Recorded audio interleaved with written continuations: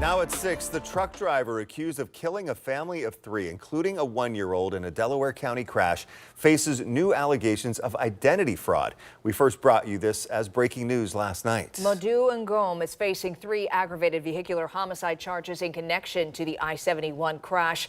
We appreciate you staying with us tonight at 6 on air and on the stream. I'm Stacia Nucken in for Yolanda. And I'm Doug Petcash in for Jeff. Investigators say Ngom may have been using fraudulent IDs since entering the United States in the 90s. 10 TV's Carla Rogner shows us the next step as investigators turn this tragic case over to Homeland Security.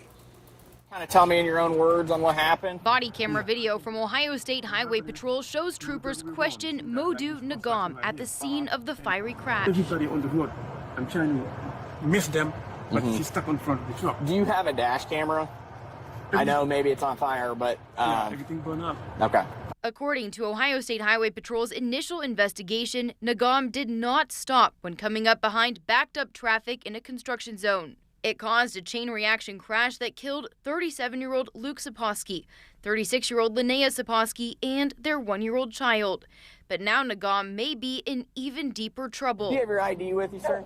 Local investigators have tapped the feds to investigate after discovering decades of possible identity fraud. Authorities say since 2003, he's obtained an Ohio driver's license and commercial driver's license under an alternate identity and became a naturalized U.S. citizen in the mid-2010s under that same identity. In 2015, state records show he changed his name back to Modou Ngom. Obviously, that gives rise to several very serious felony charges. As a former federal prosecutor, Mike Hunter has handled cases like this. Federally, when you see aggravated identity theft, sometimes it can be people are getting that information off of the dark web. Sometimes they're stealing it from computer intrusions. Everybody can remember when Target, of all their system was hacked. Other times it's people that are willingly giving up their identity for use in rings like this. Unfortunately, in immigration fraud, it tends to run in rings. I'm not saying that's the facts of this case. And if he used fake ID to get his citizenship, could that impact his status as a U.S. citizen? Yeah, obviously that would be a removable offense. The Ohio Department of Public Safety has turned this information about Ngom over to the Homeland Security Investigations, Immigration, and Customs Enforcement.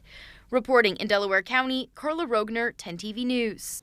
Carla, thank you. Ohio lawmakers are responding to this news tonight. A spokesperson for Senator John Husted says Senator Husted wants to crack down on this problem with legislation to require driver exams to be conducted in English only. Senator Bernie Moreno says in part, quote, "I'm calling for a full investigation into how this illegal immigrant obtained fraudulent identification and defrauded public systems for decades, leading to the deaths of 3 innocent Ohioans," end quote.